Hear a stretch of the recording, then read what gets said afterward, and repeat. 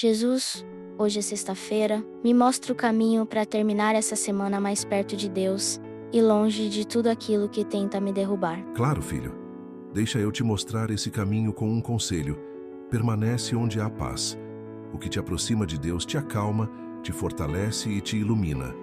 O que tenta te derrubar, você entrega para mim.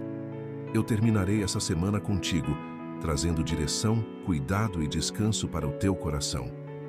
Hoje, eu quero te guiar com leveza e com a minha presença. E se eu sentir insegurança ou preocupação, Jesus? Me chama, filho. Eu sou tua força quando a esperança parece pequena.